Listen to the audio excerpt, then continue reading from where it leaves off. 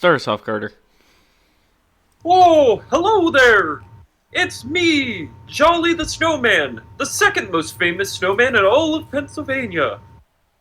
Now, welcome to my podcast, The Snow Show. I wanted to talk a little bit about this week's football games and how some people have decided that because some of the games had snow in them, the results were illegitimate. To that I say, grow up, dude.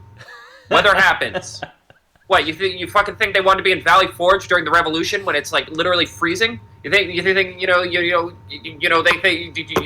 think that like all the like the Hamiltons of the world who watch their friends freeze to death in Valley Forge were like, let's give up on this revolution. Let's wait till it's sunny. No, you think of the Battle of the Bulge, the final push against fascist Germany. They were like, it's kind of cold. I guess we can just let them have this one. No, you think all those fucking clocks and candlesticks in the goddamn Beast Castle? It was pouring rain when the mob showed up. They were like, we should just let them smash the castle and kill the beast. No, they locked the fuck in. And if you can't lock the fuck in the snow, I don't know what to tell you. I mean, ho, yes, those were my opinions. Imagine I used this voice for all of that. Man. Anyway, I'm leaving the podcast studio. Anyway, I'm leaving the podcast studio now. Who's ever next has the room.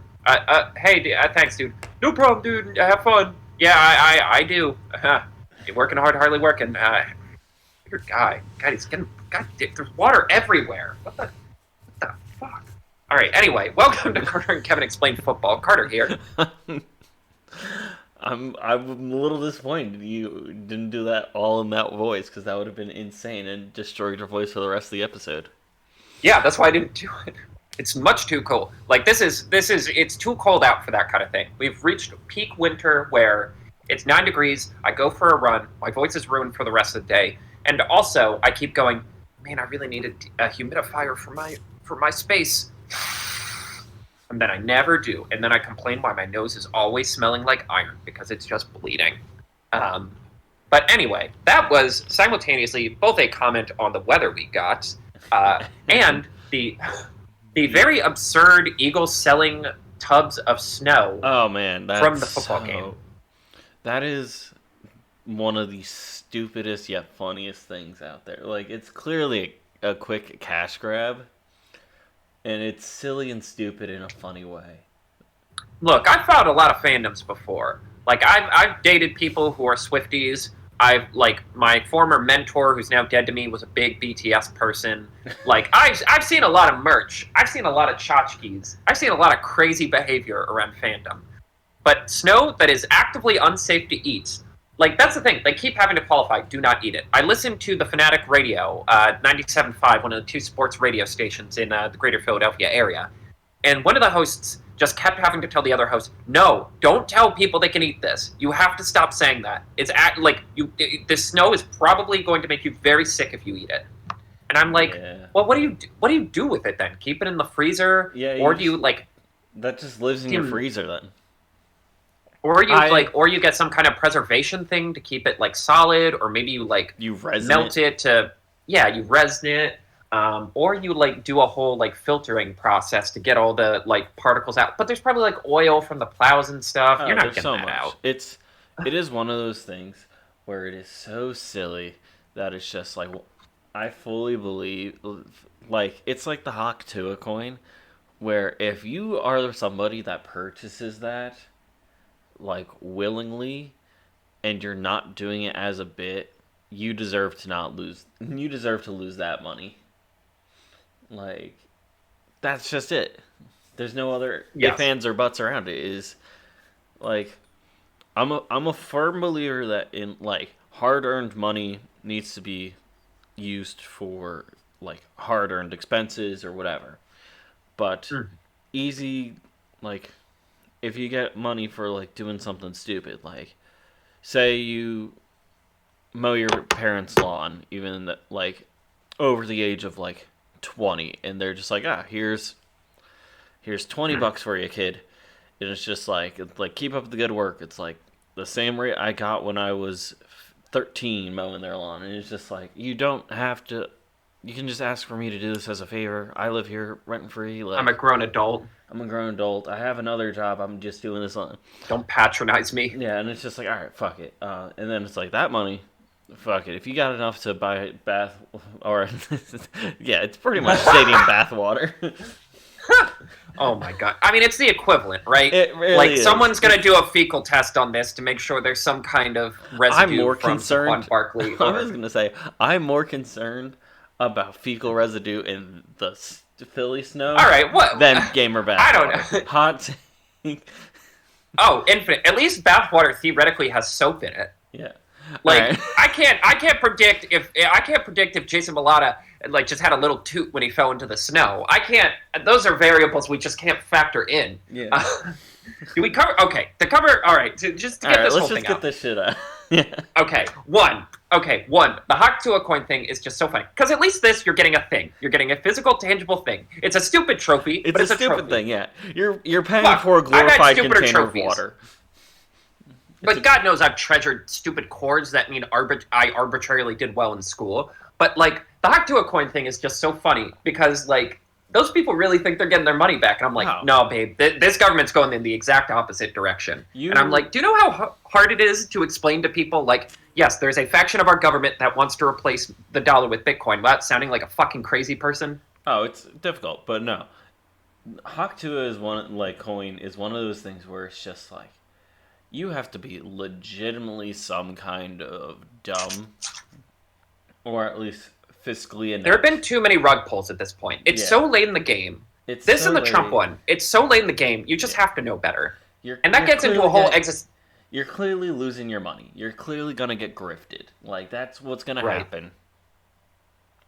And it just gets into a bigger existential question about like, oh yeah, I guess if people are just awful with money. And I'm like, how do you fix that without like completely fundamentally changing how society works? And the answer is you don't. So you just have to accept people are done with their money and just try to make the best of that situation. You have to teach like logical financing classes in high school and middle school and stuff. I don't even think that would work because No, I feel it- like it there's so wouldn't many now. different systems in place, right? Like I It's- don't know, man. That's the thing. It would not work now because it is too far gone. Apparently, we're going to talk finances today. Which whatever. I'm inexplicably also. I also want to bring up Gus the Groundhog, but we'll put a pin in that for 2 minutes. Yeah, but no.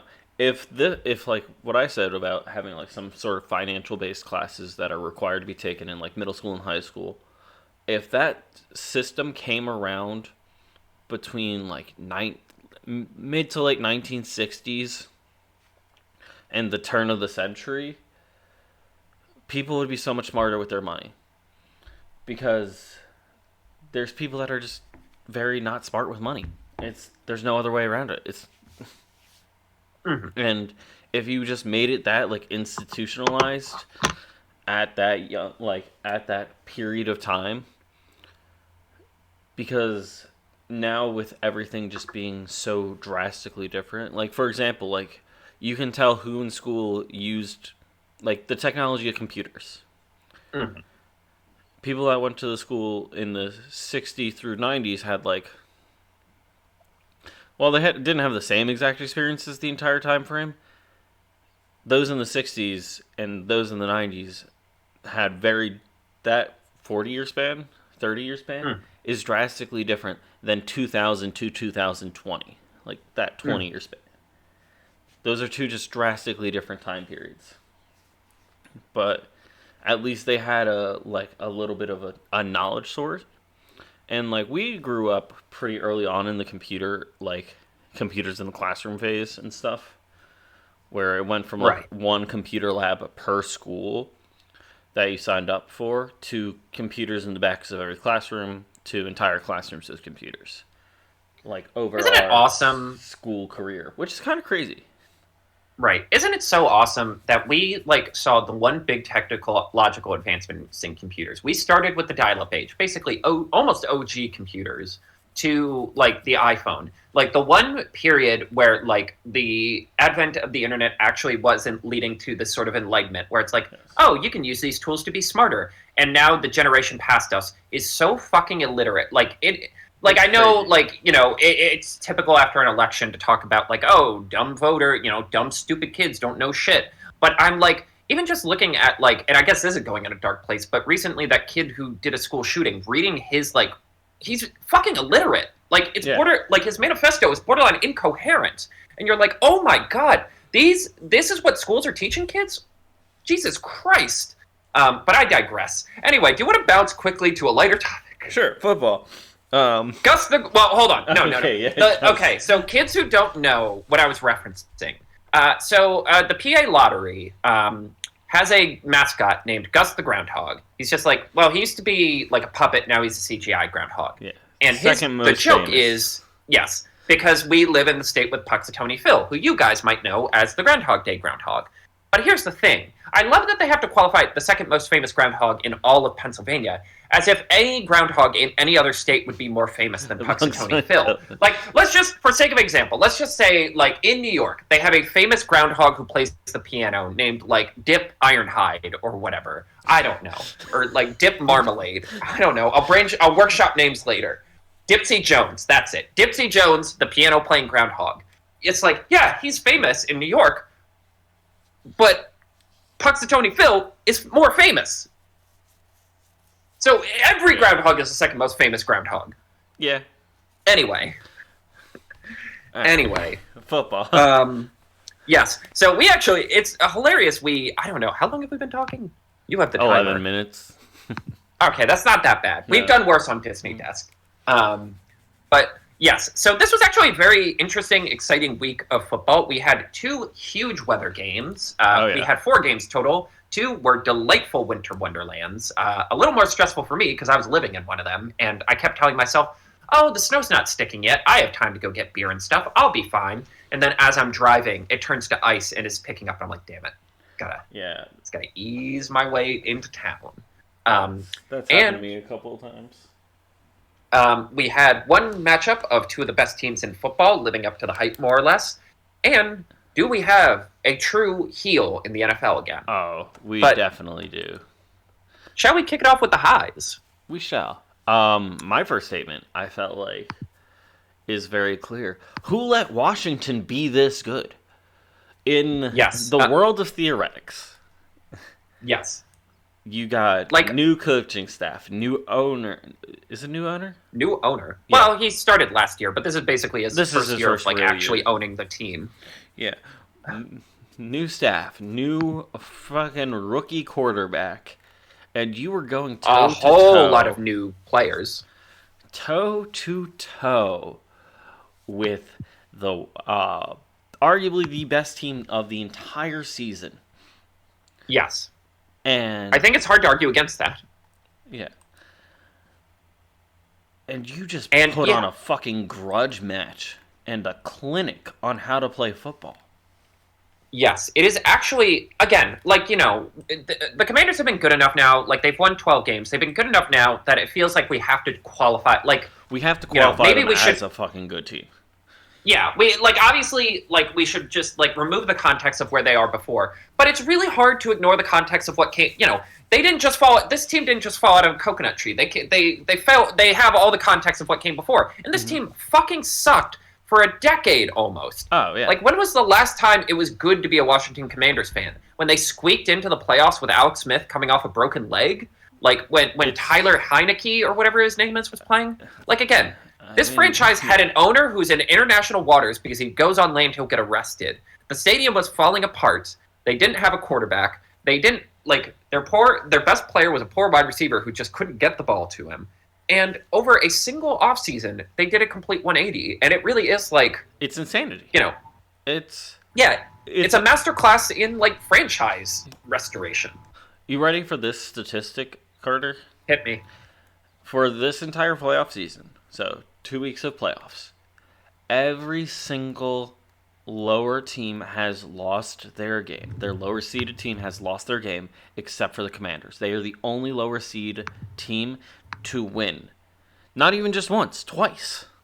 Yes. Well, that's why, in parentheses on this note, I just put the mandate from heaven. Because I'm just it's hard to explain how they're beating teams who are objectively better than... I mean, I guess Bucks, you can say it's pretty even. Yeah. But like, this really does feel like the team of destiny in a way that kind of scares the crap out of me. But like, yeah, it is kind of like a perfect storm of one.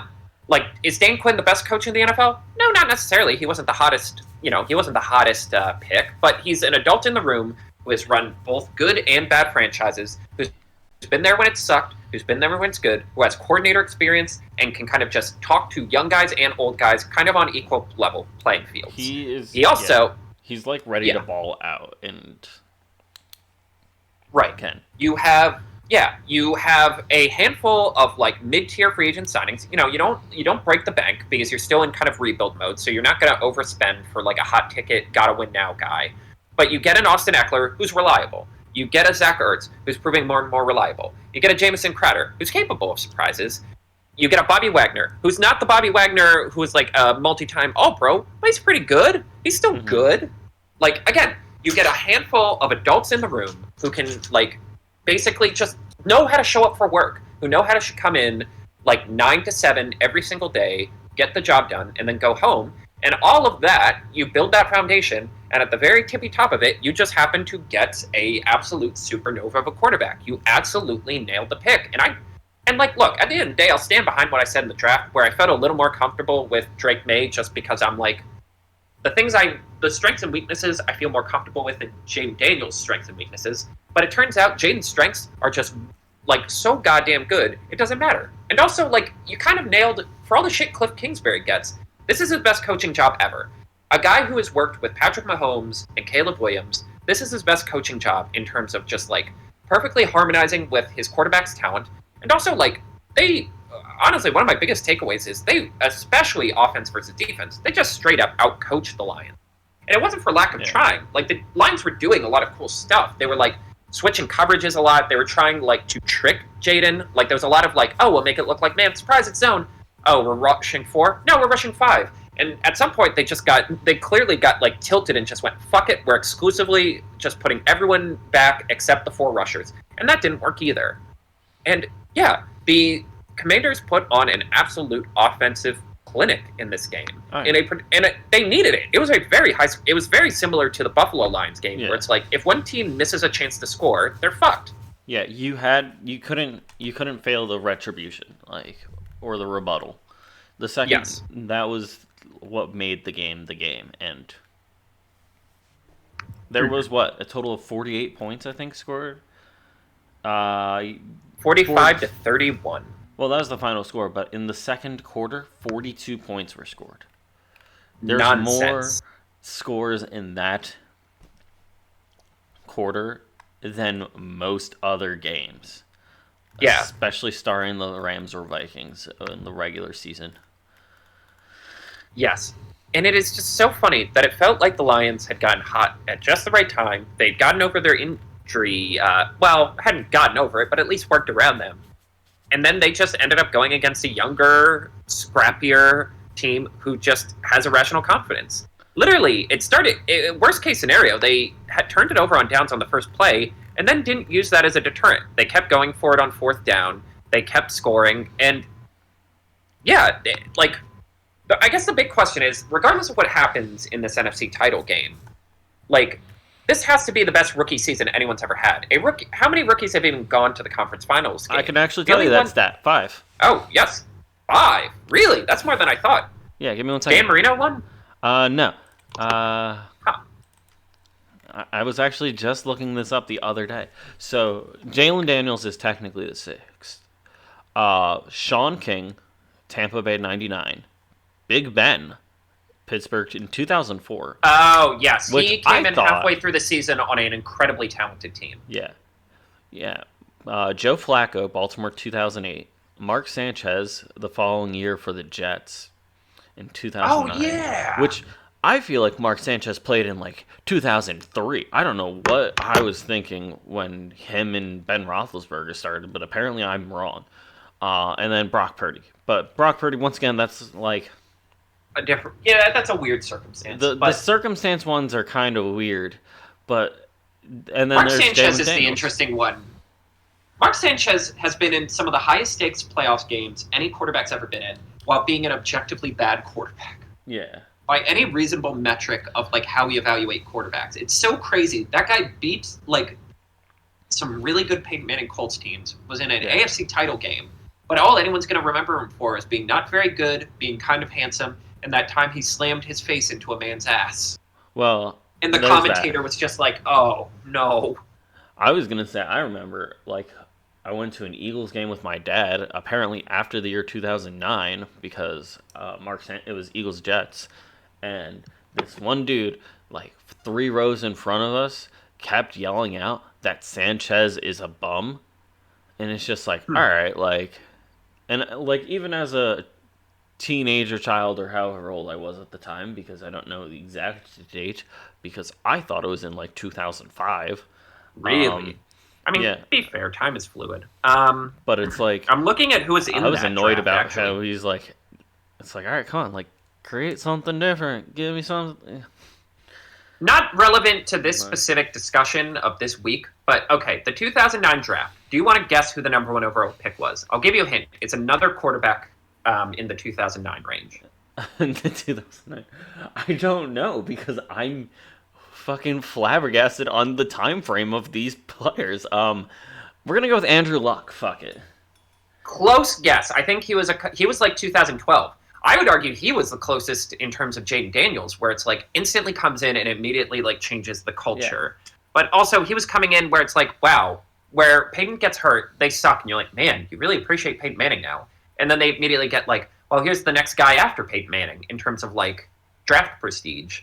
But yeah, Matthew Stafford. Really? This draft sucks. Let me rattle off some of these names in the top 10. Truly a who's who of guys who did jack shit in the NFL. Jason Stafford. Smith, the tackle. Tyson Jackson. Aaron Curry. Mark Sanchez. Andre Smith. Darius Hayward-Bay. Eugene Monroe. BJ Raji. Okay, well, he did some stuff. Michael Crabtree, who was one of my favorite players, who never quite reached the peaks he should have. Yeah, he was good. If he caught that touchdown in the Super Bowl against the Ravens, his career would have went a lot differently. Aaron Maben, Brian Arakpo, all right, Malcolm Jenkins, Jeremy Maclin, Percy Harving, Clay Matthews, and Eric Wood. What a weird draft. Anyway, but see, yes. All these names you're saying, I feel like they could have been drafted in 2009, 2005, and 2013. Like, they all peak at different times. Mm-hmm. Yeah.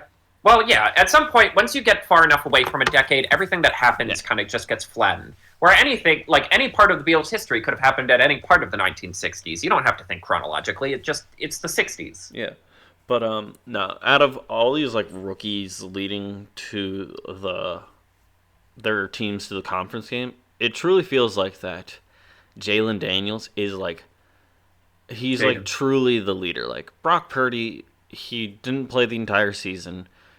He had 2 big injuries, and they were on a stacked team already. Like, that was fact. That team was already stacked before he started. And arguably, you can say the same with, like, Big Ben and stuff. But, like, Jalen Daniels, it's, like, from day one, and it's just leading this, really turned this team around. Mm-hmm.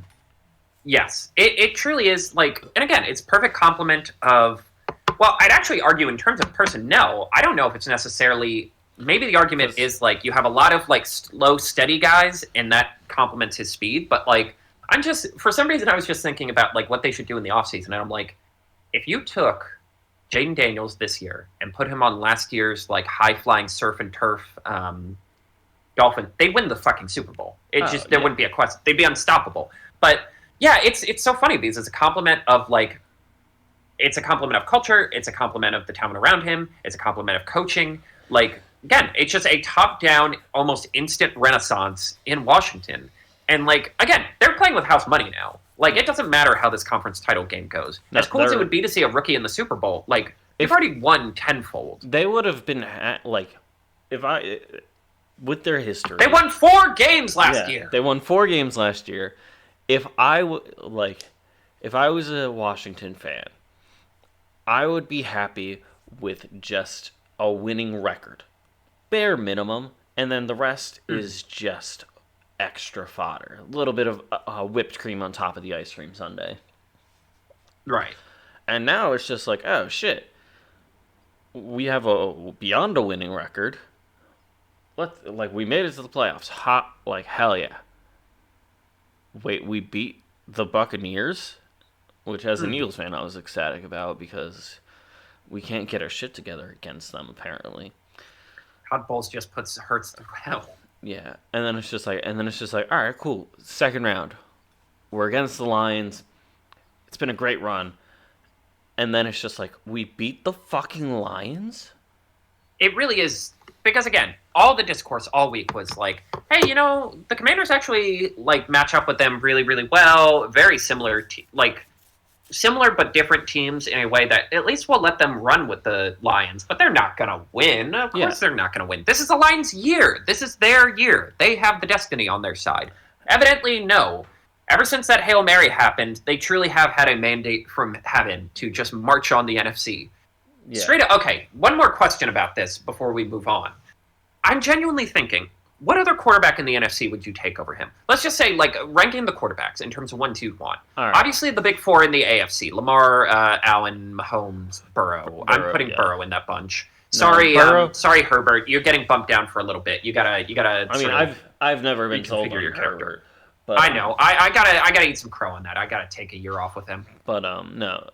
All right, so like those four, I'm like, is he 5? I genuinely am having trouble talking myself out of that. I can see. Maybe Stafford. He's definitely top 10. I think people like Stafford and Hurts. It depends on how healthy they are. If they're 100%, they are right up there. But if they're not 100%, they are in the bottom part of that top 10 easily. Let's see. Kurt. It's not Kurt. Buccaneers. Baker might be. Baker.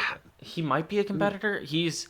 I don't know if Maybe. I don't know if he's above Daniels or if he's above. Or if he's like right outside of that top. Like he'd be the 11 man in the top 10, if that makes sense. Yeah, I don't know if I can He's a little asterisk, but I like. Daniel's physical upside just makes it so much easier. Like I just favor that over Let's see. Burrow or Baker's Other irrational NFC, confidence. Yeah, he's doing better than Geno. Sam Darnold just got punched into the stratosphere, so that's Sam out. Darnold's out. Jordan Love just had a tough year. Jordan Love but, had a tough yeah, year. Maybe Love could be in the conversation, but I don't know if he's winning the conversation. Again, in terms of NFC quarterbacks, the only ones I'd even consider. Purdy. No, I'm kind of out on Kyler. I need to see a lot next year for me to believe in him again. I genuinely okay, the NFC quarterbacks I'd even consider: Baker Mayfield, Hurts, and Stafford. But Stafford's weaknesses really at this age really showed.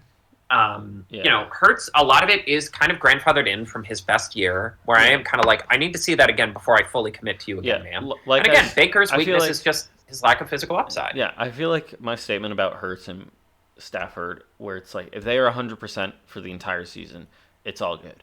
But those two, if they get a boo-boo, their boo-boos really hold them down.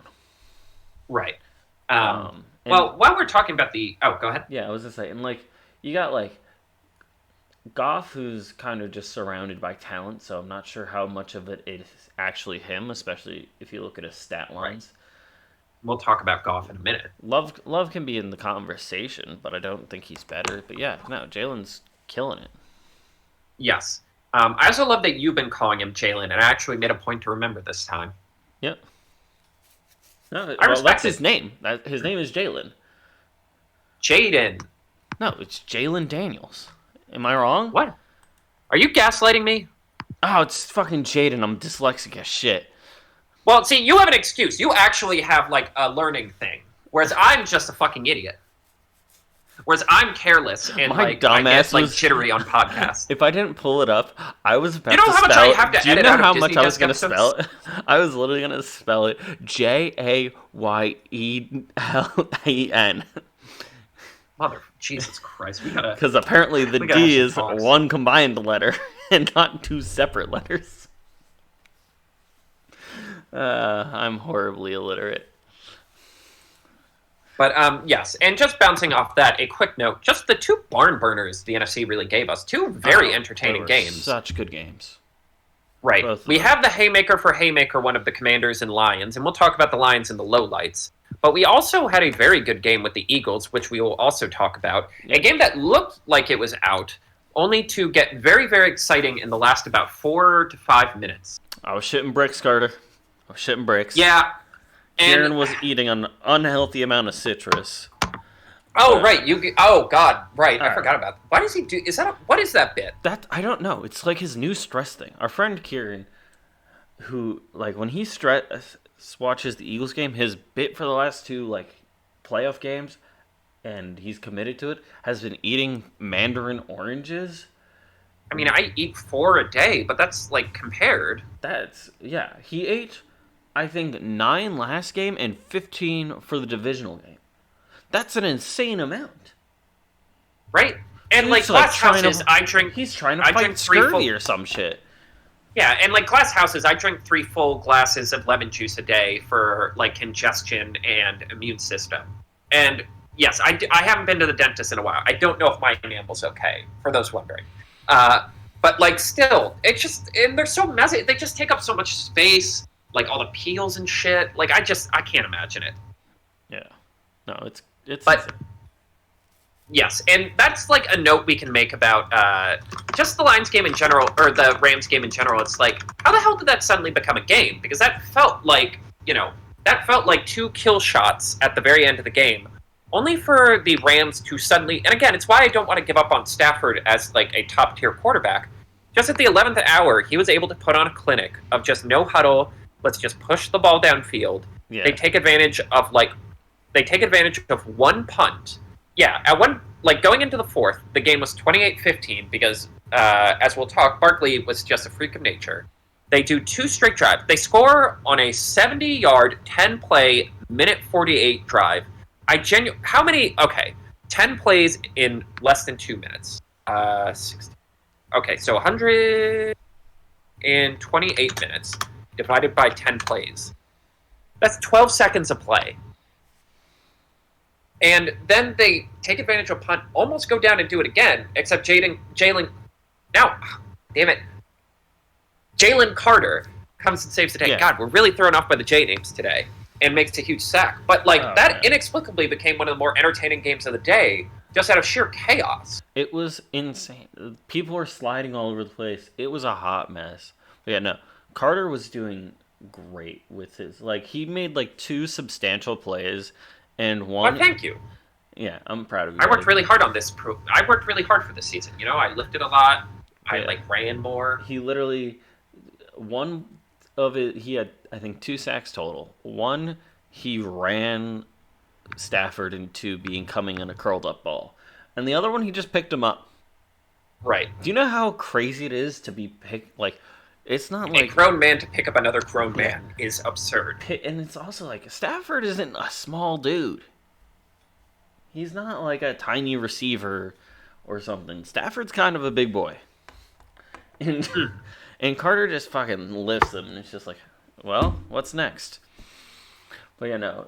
It was I'm not saying it wasn't an impressive showing from the AFC, because they had one really good game and then one not bad game. Right. But no, the NFC games just felt like fucking barn burners. Right. Especially in terms of stars making star plays. Carter absolutely feels like we talked about the championship belt of the defensive tackle. The game disrupt the huge Goliath guy who's going to the Aaron Donald belt of I'm going to one-man army this game and lead my team to victory. And it feels like Carter emphatically took that. And I do think, and this leads us into our next highlight, you can argue that the Eagles' advantage right now is they probably have might have the best defensive player in the league, and they might have the best offensive player in the league. My note is, Saquon Barkley is just the best football player in America right now. He just is. He's insane. It is. This season has been a freaking. I don't want to say a swan song, but this has been a testament to first off, years in New York with the Giants, and Right. this is his first playoff run, like legitimate playoff run, not that scuffed year where Daniel Jones somehow made it and then With 15 touchdowns. yeah. Um, but it's just like it, they're the top of the division, and you put him behind an elite offensive line instead of just putting him as your only elite player. We said it a bunch last year. It was Saquon and the Giants. That was the team. Not the New York Giants starting Saquon. This is the Philadelphia Eagles with Saquon on it. And all those conversations of him being washed, and it's like, is he a really good pickup? And it's just like, I remember saying it to my former coworker at the time when they first like got him, and she was like, I don't think I like that. And I'm like, I feel like you don't understand it. This is no like Saquon is older, but he was doing all that behind a like An offensive line that was bottom I was five every single year he played on the team. I was gonna call it a plastic lattice for decoration and not actually holding anything up. But that works too. And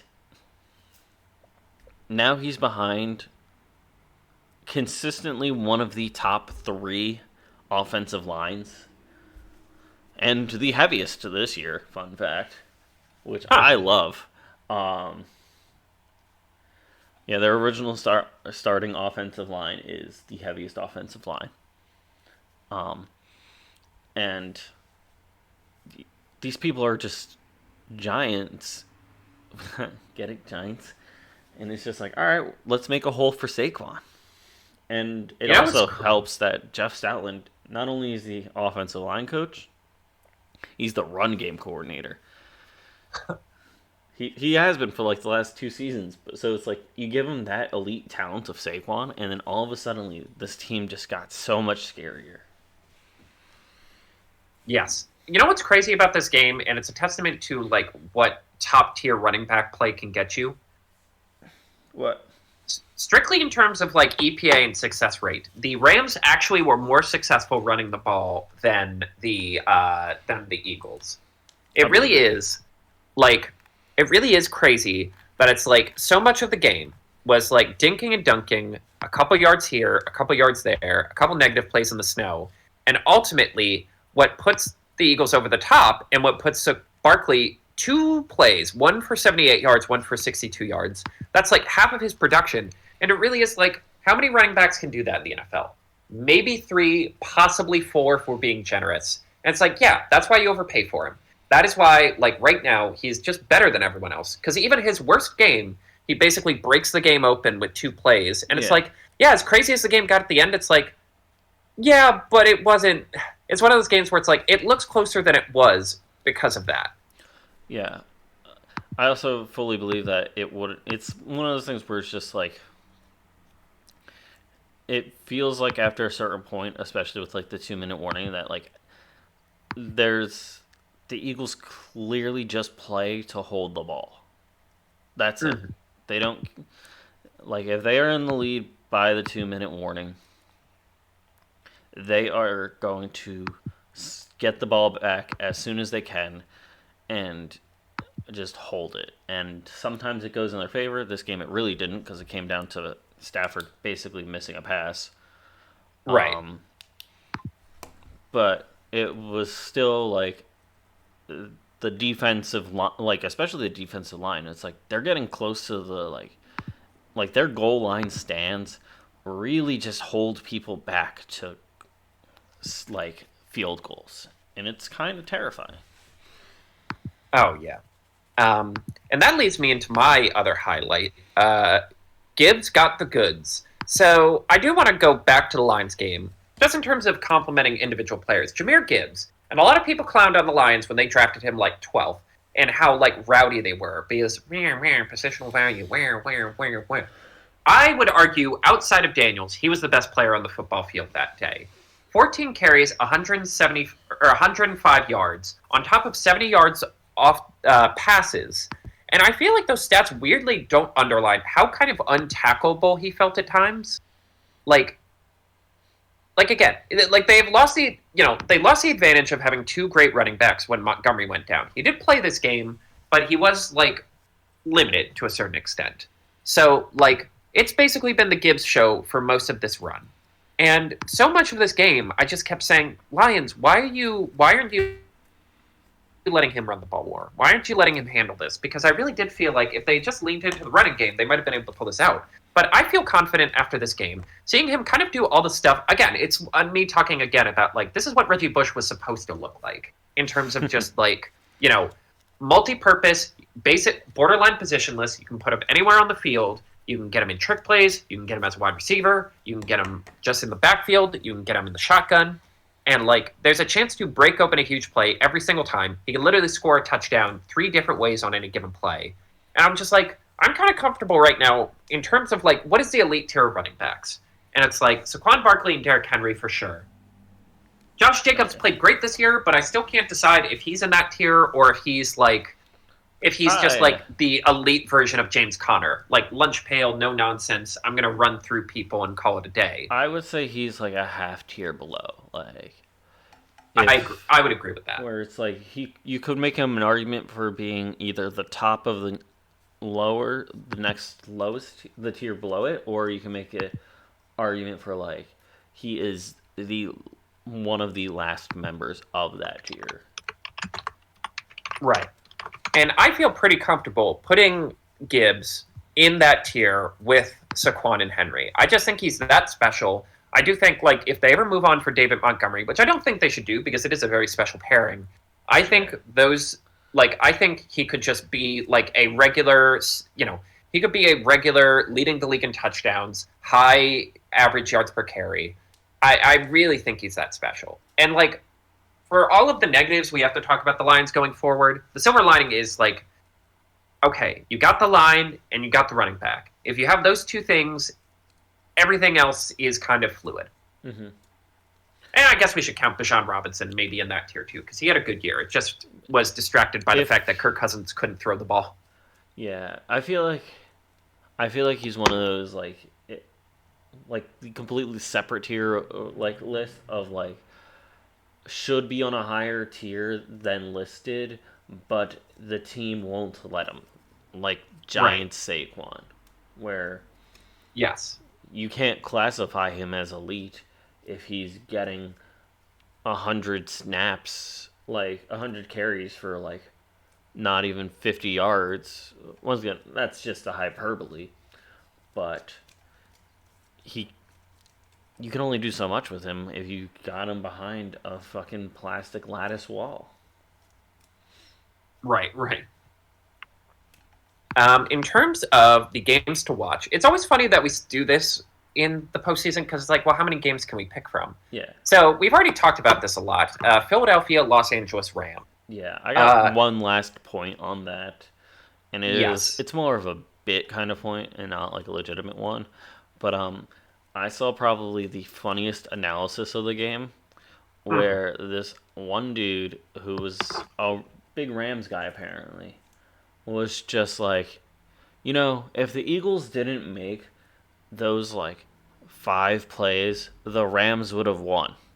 So that's hilarious. Like that was his like argument where it's just like, yeah, the Eagles only won by making those like 5, like these 2 Saquon runs and like these sacks. It's like, but if they didn't make those, the Rams would have won. It's like, that's kind of how the football game works. That is, especially from the Rams, that's so rich. Because it's what I said about the Buffalo Rams game. It's like, whether or not the Rams win is whether or not they score or make a big play on their like 5 to 10 high variance plays. Does Puka get his toe tap in? Do they dodge a tackle on a screen pass? Does Cooper Kupp manage to hold onto a ball as he's flying through the air and getting hit? Yeah. Like, they are the ultimate high variance, high reward team, and they have the audacity to say that about the Eagles. Yeah, no, it was like a fan thing. It wasn't like an actual. Oh yeah, like a player that said that. But yeah, and that's how the playoffs work. Stafford gets a little beat up trying to scramble. He cracks his ribs. Williams fumbles one ball, and then your season's over. And it's like, it sucks, but that's how it works. You don't. Yeah. It's not a best of 7 series. You can't goober it up at all. But without those 5 essential plays, The Yeah, well, Rams would have won. That's how it yeah, if fucking it goes. wasn't for that, Yeah, it's like one of the stupidest arguments I ever heard about it. It's just like, yeah, if this team just played worse, we would have won. No shit. That's how it works. right? That's literally the definition of any sport. It's like, well, if we could, again, it's so funny because comparing it to basketball, that season where the Lakers made the conference finals with and got smoked by the Nuggets, they just kept being like, well, if we could have kept, if we could have kept Joker to 30 points and not 40, we would have won. And I'm like, yeah, well, you didn't. And Yeah. that's how basketball's, people score points in basketball. The point is to stop them from scoring points. But yeah, and the only other note I thought about is, well, one, Jalen Hurts during that final interview, because he was dealing with an MLC strain, he's a little beat up. That man was on some painkillers, and Oh yeah. I don't know, it's very interesting his game because it's like, and we'll talk about the Bills Baltimore game in a minute, but like the I'm trying to think of how to word this, but basically like it really does feel like after those first couple games, we're throwing a lot of interceptions. The mandate became, we're not going to blow this ourselves. We're going to play it very safe in the passing game. And it's like, it's one thing for Buffalo to do that. Because it's like, well, we have a lot of good wide receivers, but we don't have an elite one. You kind of have two elite wide receivers and a really good tight end and one of the best running backs in the league. I'm like, would it kill you to be a little more risk averse? Because it's like, and maybe he'll have to. Maybe he'll have to against the Commanders, because God knows what's going to happen. But like, I do think going forward against the Commanders, and especially against the Chiefs or the Bills, they're gonna have to push it a little bit. They're gonna have Yeah. to go back to 2020, where it was a little more high flying. Yeah. They're gonna have to. They're gonna have to probably put in some like. I think the biggest difference between those like previous years is Saquon actually, Right, because the Jalen Hurts run game, it relies on him being this great at scrambling runner a lot of the time, where he just kind of finds this gap.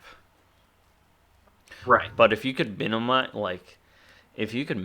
that and do like with Saquon especially, mm, where he's making these 40 plus yard runs throughout the season, and you have this right, offensive line that just gives him enough holes to scramble through, I think that just puts a lot less stress on Hurts. right. And yes, our other game, which is inexplicably we haven't talked about at all, Buffalo Baltimore, a very interesting game. I guess because we're going to talk about Baltimore lights. I guess I'll mostly focus on the Buffalo side. Um, a very good first half game and a very confounding second half game. I do think, and again, I've been trying to be nicer to McDermott.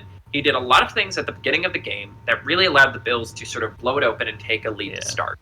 Um, a lot of experimentation. Like, they blitzed a lot more than they usually did.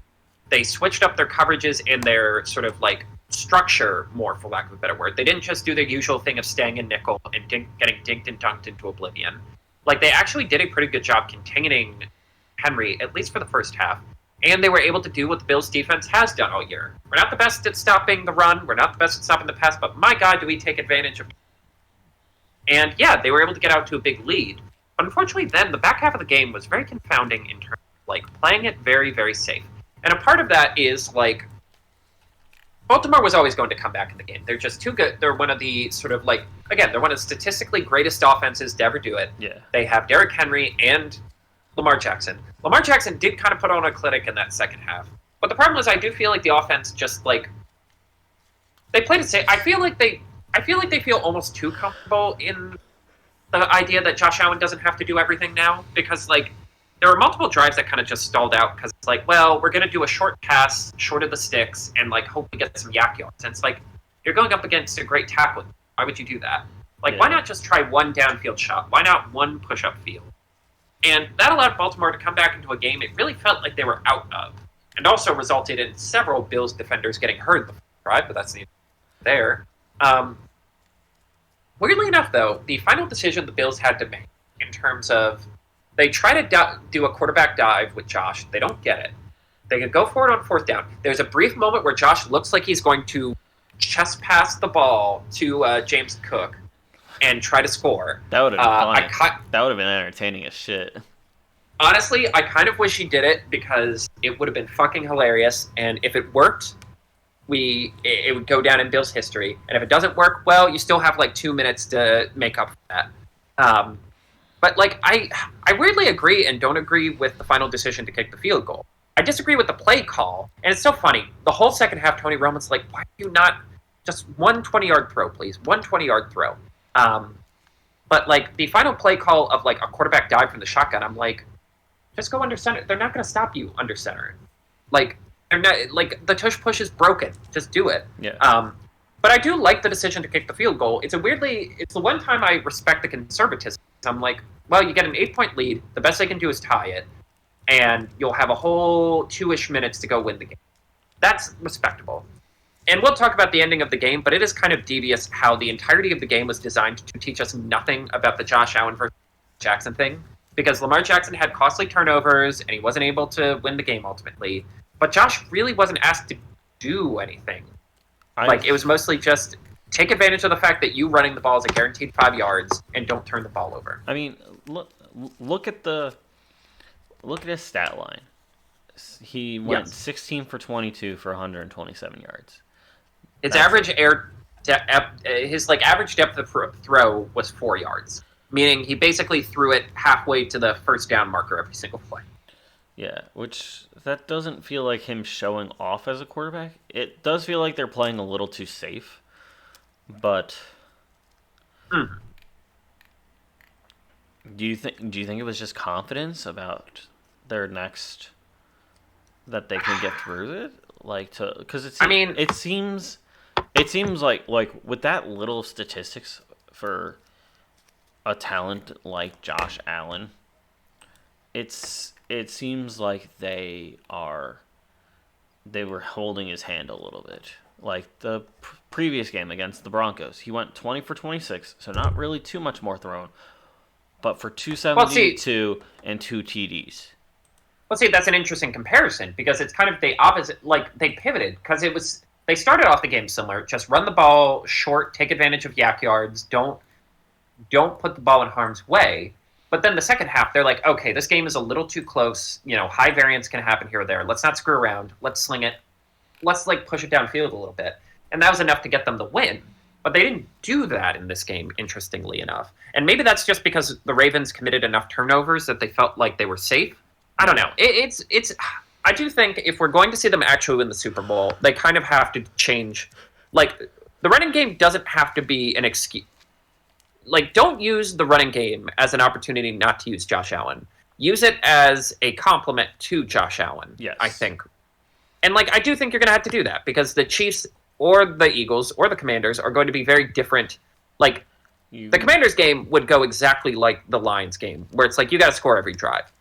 Who knows about, I don't know. I don't want to think that far ahead, but you know what I mean. I know what you mean, yeah. No, it's... So, kind of highlighting all 3 game possibilities. If they played the Commanders, it would be like the Lions game, where the team that doesn't rebuttal a touchdown is going to be gone. You're just never going to keep up. The Eagles game is Josh Allen versus Jalen Carter.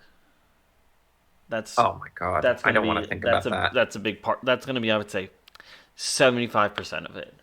And last season, there was that time in overtime where Jordan Davis ran Josh Allen out of bounds, which is another terrifying aspect of it. And then you have them this upcoming week against the Chiefs, which I'm not going to dive into that deeply because for fear of jinxery and there's other stuff. Shall we go to the lows? Yeah, the fall of the Lions. You may never know when you get back here. It is such a bummer because it really did feel like this was the year. They got the number 1 seed. Yeah. Their first home playoff game as a number 1 seed. They got a bye, and it just from the most damning thing I heard about this game from the Athletic Podcast Network is it never felt like you had control of this game. This wasn't an upstart team catching you off guard. This wasn't 1 or 2 bad things happened. From the end of the first quarter, when it was 7-3, And the minute the Commanders got the lead off of a Jared Goff fumble, like it just felt like you were always like at You were best behind. keeping up. You Yeah. were never in charge of the game. I And that it just felt weird for a team that has kind of dictated its will for 99% of the games it's played since last year. Huh. You know, I didn't actively think that while watching the game, but I fully think that is a right statement of the Lions never really were in control of the game. Like that's one Right, because that they just lost the it just lead in snuck the up on second me. quarter. Yeah.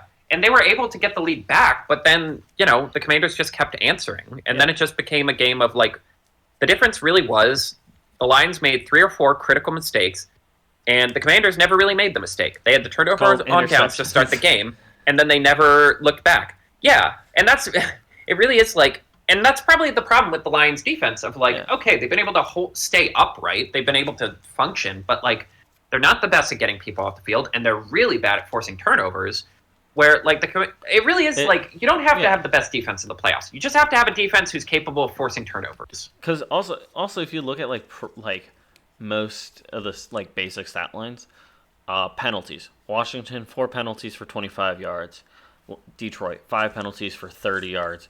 That's not really much. Like Right. that's not saying The much, rest of but the it game could was be. pretty even. Yeah, that's even. Um, Washington 4-12 on third. Detroit 3-9. Washington 3-4 on fourth. Lions 2-2 for their fourth. And like time of possession, Washington had it for just shy of 34 minutes. Lions had it for a hint over 26 minutes. Like that's not really. It's not insurmountable, but It's yeah, and it yeah no that's just getting outplayed. right. And it's just the two that I think of in particular in terms of turnovers. It's that first fumble where it really felt like things might be different. Where Goff holds on to the ball, and it's one of the few good calls by Todd. Like the only times he's really good are when he's allowing himself to like have contempt toward quarterbacks. But like he holds on to the ball for just an extra second, tries to move up in the pocket, and gets blindsided. Ball goes tumbling out. And then the one interception where he very clearly had the first down, if he just throws it to the guy in the flat, like kind of doing a shallow route, but instead tries to force it downfield into traffic and ends up getting it picked off. And it's just like, it's almost like he forgot who he was here. And again, and a part of this is like, this is why you don't play the games on paper, because sometimes people's brains just don't really work right under pressure. Sometimes people like overthink things or underthink things or like let it get a little too complicated. And I do feel like this team felt a lot of pressure. Like you could feel Goff forcing it at times, feeling like he had to push the ball downfield more and more. And you kind of did feel that with the whole team of like, we have to make something happen here. We have to figure this out. So you recklessly blitz Jaden and you get cooked. Or you try to force it downfield and you either throw an interception or you just don't complete the passes you needed. Yeah. Like it is kind of crazy. They didn't really punt the ball. Outside of the first drive where they punted, it was touchdown, fumble, touchdown, interception, return for a touchdown, touchdown, interception, field goal, interception. Like I think one of the best examples of like, and maybe it's them living how they died, but I just keep looking back at that Jameson Williams interception where it's like the wide receiver who, despite really improving this year, has had problems with the coaches. Like he's had to be talked to on the sideline times. He was suspended for gambling. He was suspended for PEDs. Like he is the one guy who you probably shouldn't trust with the ball in his hands for too long. Because, like, I would trust if you did that with Amon-Ra St. Brown. He understands. If it's not open within 2 seconds, you have to just take the L. Williams was never going to do that. And that really was, like, the back-breaking one that really sealed the end of the game. Yeah. I don't know, man. I just feel bad. Like, the story of the Commanders is awesome, and it's fun. But I just keep thinking about, like, last year Dan Campbell was like, you never know if you're going to be back here. You never know what's going to change from one year to the other. Like, this might be it. And yet they got a second chance, and the same thing happened. Yeah, no, that's very fair. Baltimore misses the dream. Oh, the discourse. As you said, well, I think you just made a very good point about this game of, like, the Mark Andrews play. is going to be up there with any of the Will Levis sort of disaster memes. It's gonna be there with like the butt fumble, the double doink, the that fucking roulette wheel of laterals that the Patriots did against the Raiders that one like year or two ago. It's just Mark Andrews didn't have a good hold of it, and they just cut to the goal line cam where it's just his ass coming at you. That's it. Yeah, it's so brutal. And again, it's tough because it does make it feel like we learned nothing from this game, where either team could have won, but it's just decided on kind of the dinkiest, lamest thing possible. He had been playing so well. Yeah. He overcame such a rough start to the year. To have it end like this is a nightmare. Yeah. No, it's one of those also things like it's like one of those like bummer ways to end a game where like it's not as big of a bummer as if it was like a ref call that made them lose.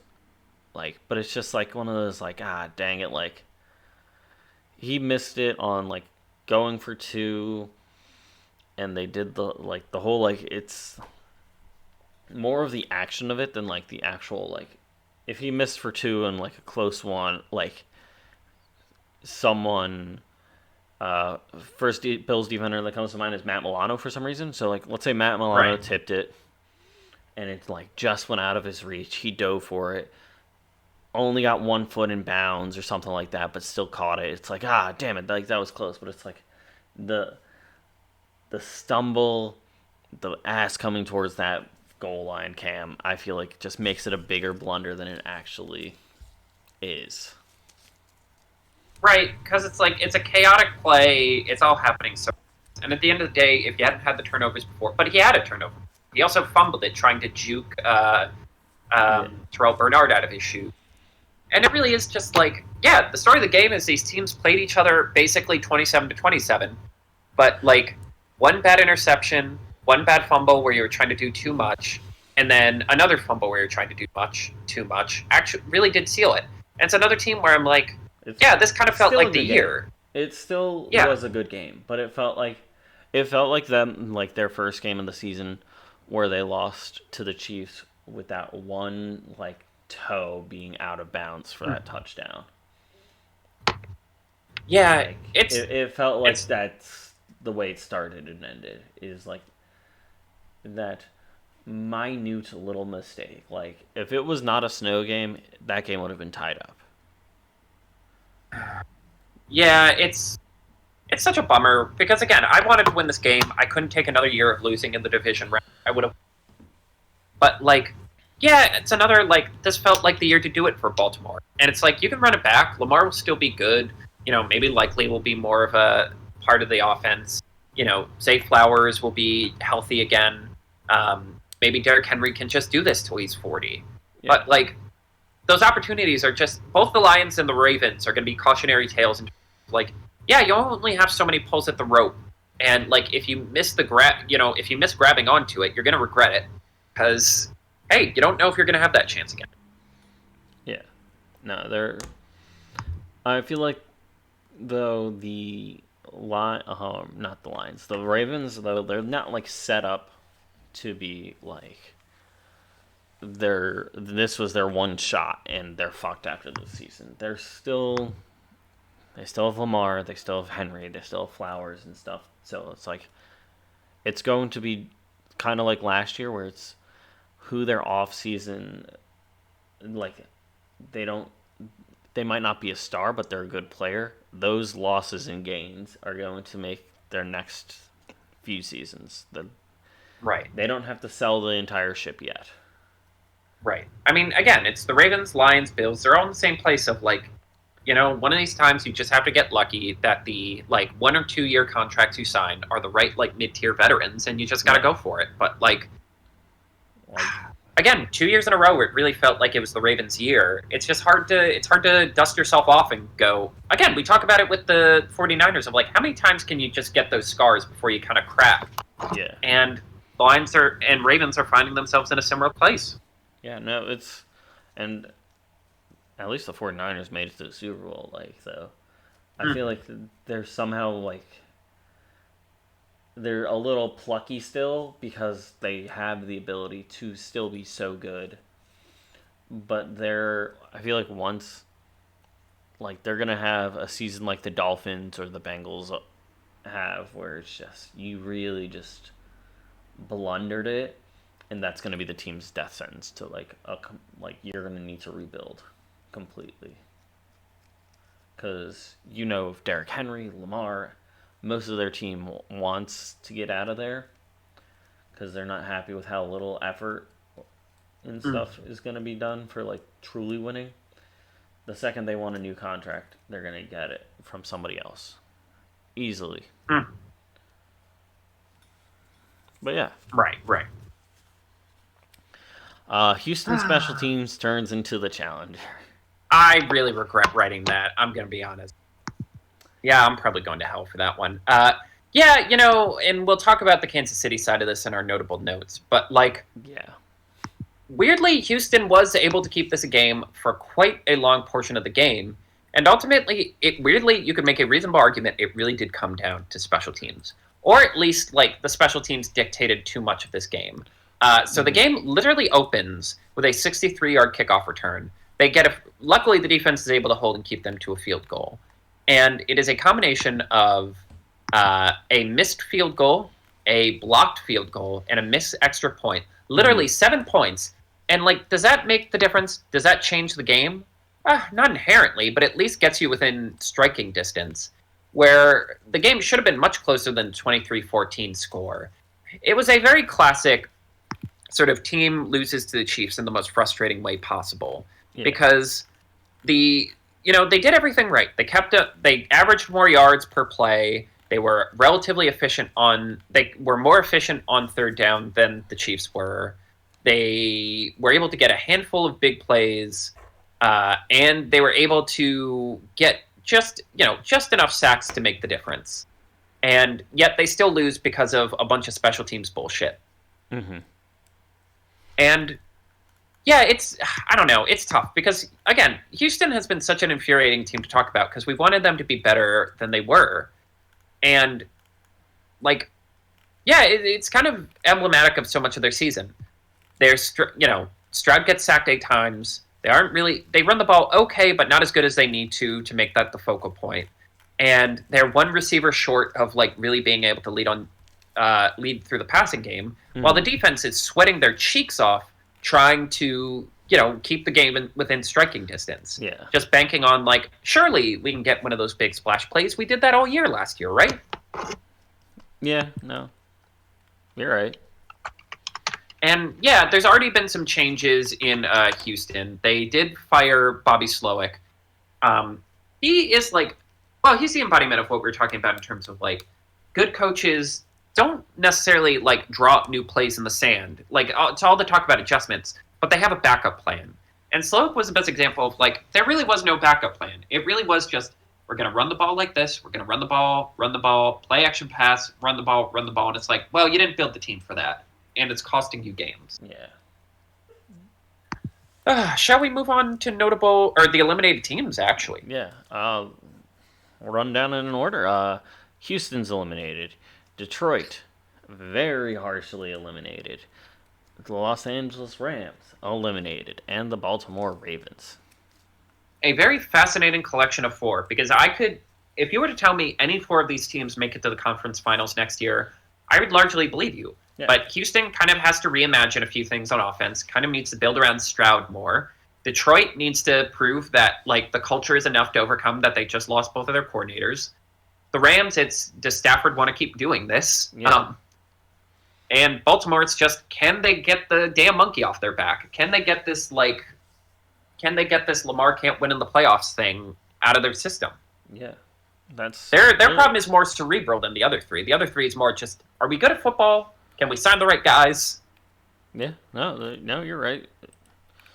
It's literally just like it feels like all like head games at this point for those teams. Mm-hmm. Um Now we hit our notable notes. Yes. The Kansas City Chiefs, in my opinion, have truly become the villains. Isn't it wild that, like, despite all of this, despite everyone getting tired of the Taylor Swift thing, despite, like, all the ref stuff, this and that, like, they still had a generally positive approval rating compared to the Patriots dynasty. Yes. But this game, This just, it, there was too extra soft. Like somebody call a laundry detergent because that's how soft it was.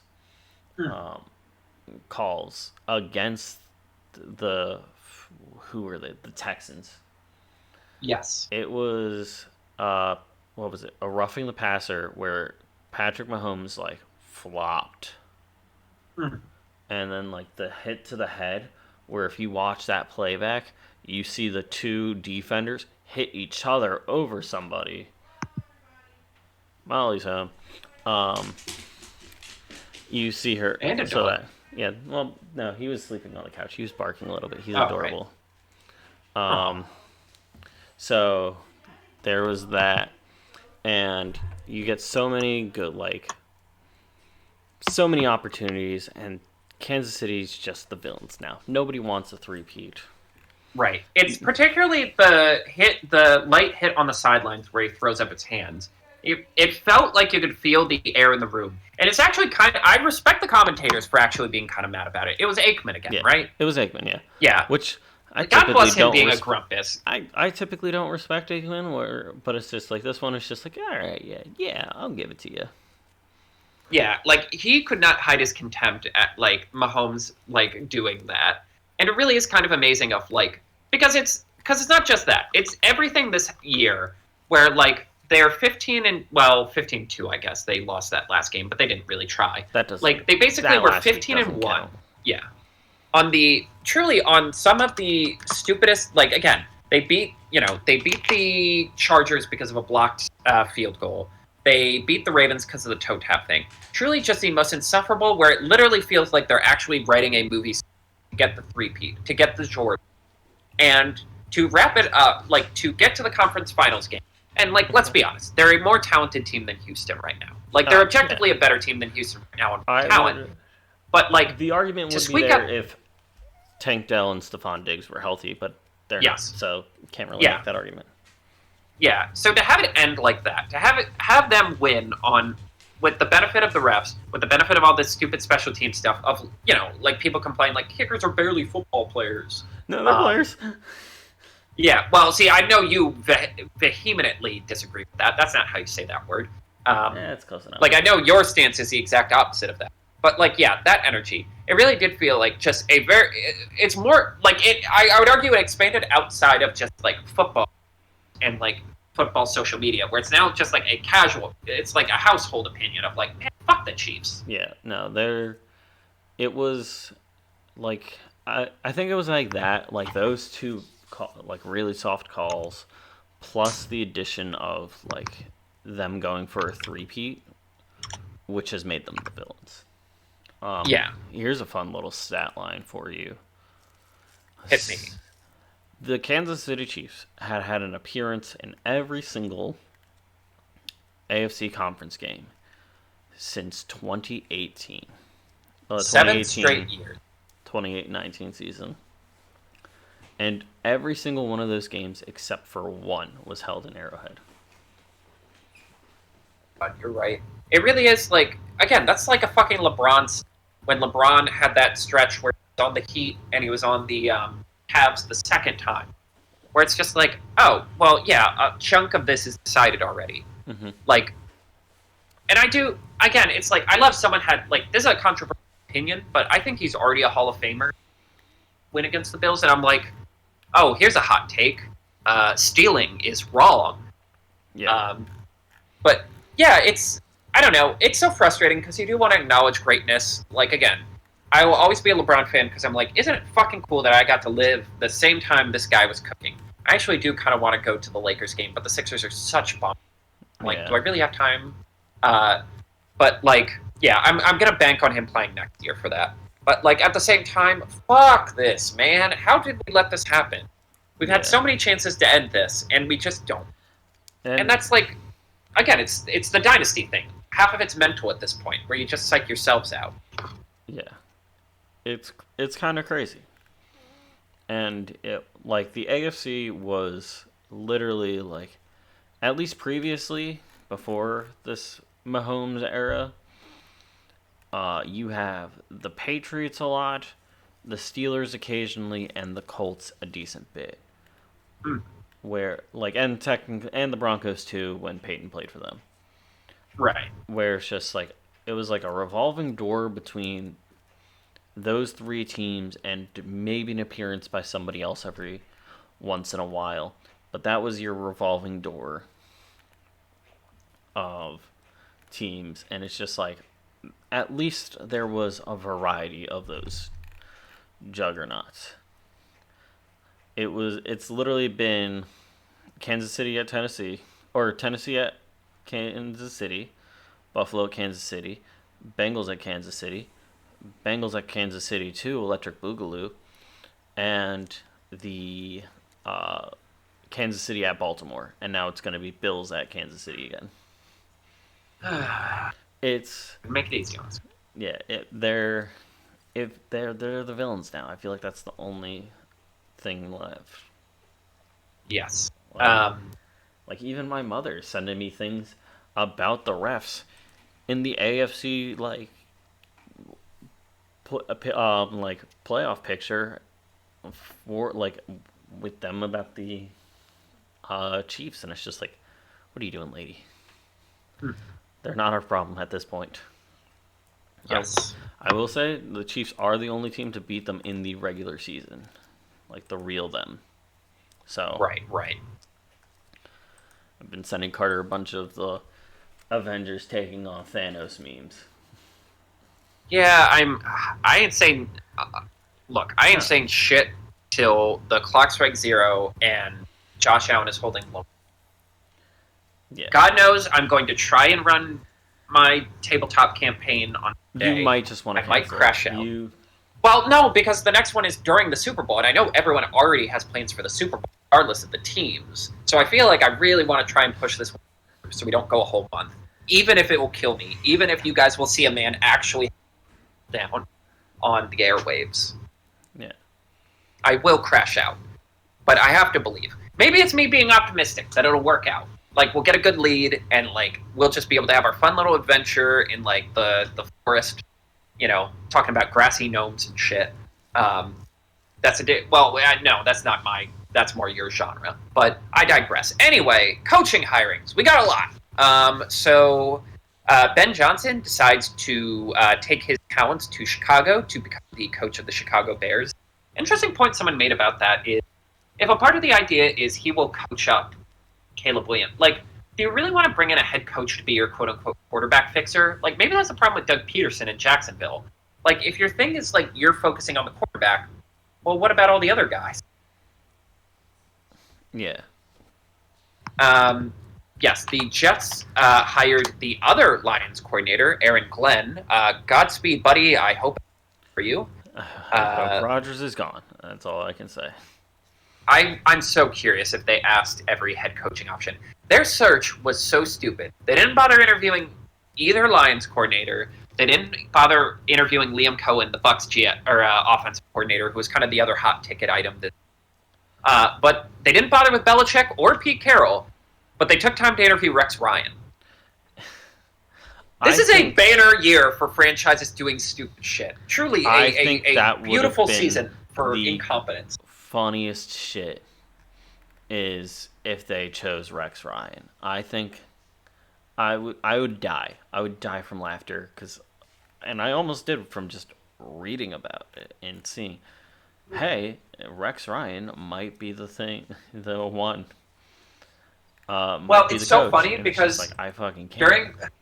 During his football show on ESPN, he goes, well, this wouldn't happen if I am in charge again. And I was like, that's just a bit, right? And then I'm like, wait a minute, he's not. And then I look it up and I'm like, oh my God, on my phone. It says right on my phone that's happening. True, absolute nonsense. A hiring I really like is Pete Carroll going to the Raiders. Like, I'm a fan of that. We keep talking about, like, what do the Raiders need? And it's like, well, a lot of different stuff. But I think, like, this weird sort of fucked up team actually could benefit from him because, like, again, He's been in adversity. He's been through success. He's dealt with a lot of player egos. He's dealt with stars. He's dealt Yeah. with scrubs.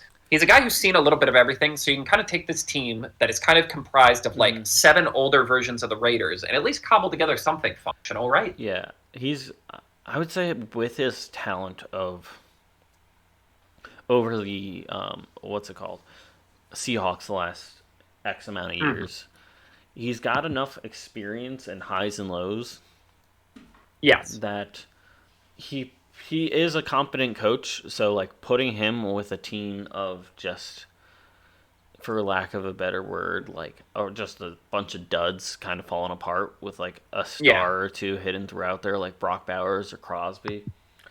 I feel like he can make stuff happen, and he's got enough of this charisma about him. Like you see him on the sidelines, he's fucking running up and down the field. That They need a vibes guy, that's for sure. he will help. Like he will at least be there for this team, regardless of how good or bad they do. He's going to be like, he's going to be all in on it, Yes. and I feel like that's what they need. Yes. In terms of coordinator, the Patriots hired Mike Vrabel. Least surprising thing, just very lame that they interviewed Brian Leftwich and someone else who wasn't in the league to fulfill their Rooney Rule shit.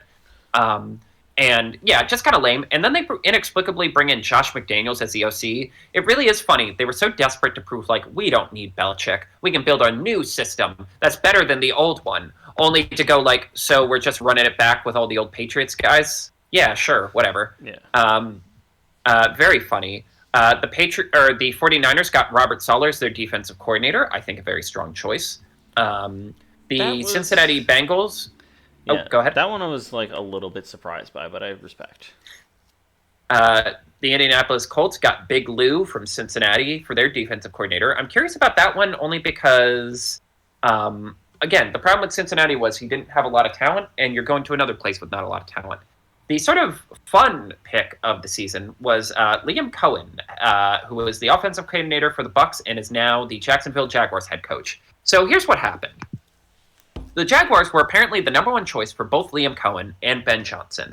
I think both come from the Shanahan tree, so I do think they saw, they looked at Trevor Lawrence, who hasn't lived up to his generational talent, like generational prospect hype, but he is a reliable, he is a guy with like A minus traits and everything, who is capable of running the system as called. He doesn't do anything weird. He'll just run the plays as they are. And it's like, I could see both of them being like, yes, that's what I want. I want a better version of Jared Goff.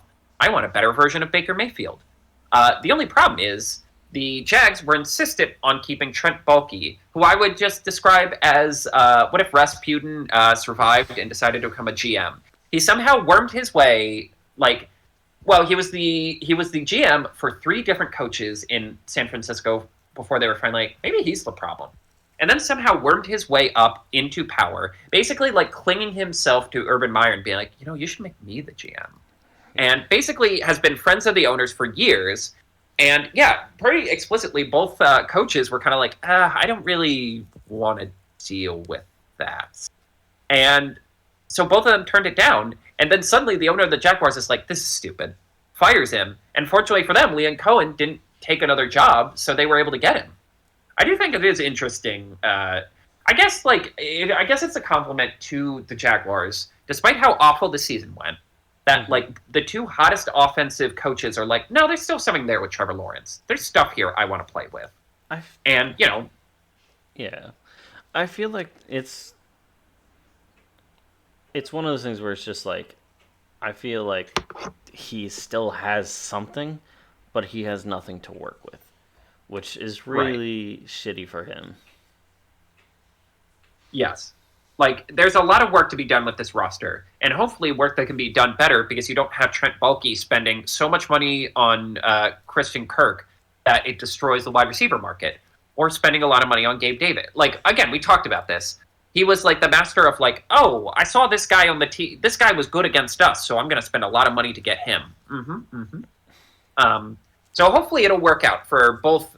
I do think it's interesting to see Ben Johnson then pivot to the Bears, who have the opposite kind of quarterback. A guy who improvises, a guy who's a little jazzy, a guy who's the Mahomes, you can call the play, but I'm going to do something crazy. It'll be interesting to see how he makes that work with, like, again, it's not a bad collection of skill position players. The problem was, like, the play calling was bad and the offensive line was bad. Those are fixable, probably.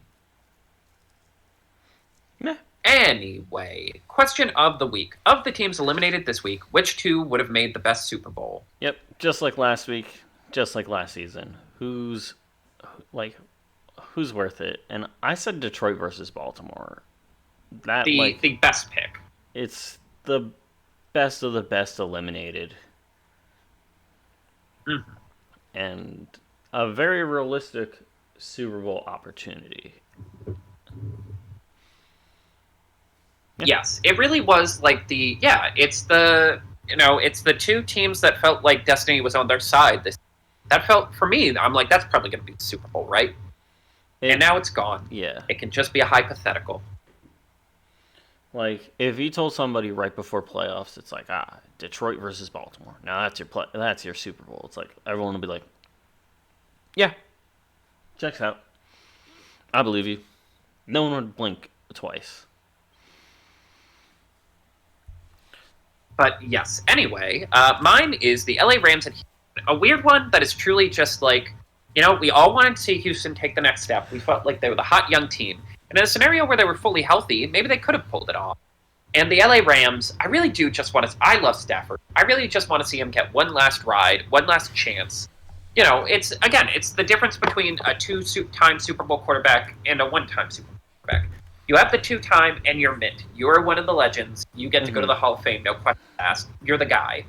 Whereas one, it's a little like, well, hey, Trent Dilfer won a Super Bowl, so how hard can it be, really? And yeah, I think it would have been a weirdly fun matchup of like two very young, scrappy defenses, the new hotshot young quarterback, the old guard quarterback who can barely stand up straight anymore. Yeah, and from 2009 apparently. Yes, it's insane. I can't believe he's still playing. He's so beat up, man. He just wants to rest a little bit. And a confluence of fun skill position players. I think it would have been a sneaky fun Super Bowl, even if it's not necessarily like the sexy picks. I think that is like an America Super Bowl where like no one's gonna be like real upset if either team loses it, but it's just like, oh hell yeah, like this could be a really good game. Like that is your talking through the entire game at a party Super Bowl, if that makes sense, because it's like it's a fun, like two fun teams, and they're gonna like the output doesn't really have crazy amounts of like long-term factors. It's like they're not going for. I mean, Houston's going for its first Super Bowl like win, but it's just like, all right, like fuck yeah, I'm gonna have some drinks with the boys while this game is on, and we're gonna try like make it a relatively big deal. But no one's gonna be like, shut up, don't talk to me while this game's on. Right. That also might be because I'm on the exact opposite side of the states from where their fans all are. Oh God, shoot, you're right. Well, it would have been Callum and Joe, but Joe finally came back to the Beast Coast. He fled California. Good. I mean, he picked the optimal time. I'll tell you that for free. All right. But yes, and that's not and before the fires, frankly. But anyway, for next week, well, first off, let's do the draft order update. Do you have that on tap? Nope. I thought you would. Damn it, you're right. You know what? That's fair, because I'm usually the guy. Yeah. I can pull that up very, very fast. Yeah, you're the draft guy. I'm the scheduling guy. You're right. Sue me. Well, okay. I will sing a little song while I pull this up. Don't worry, everyone.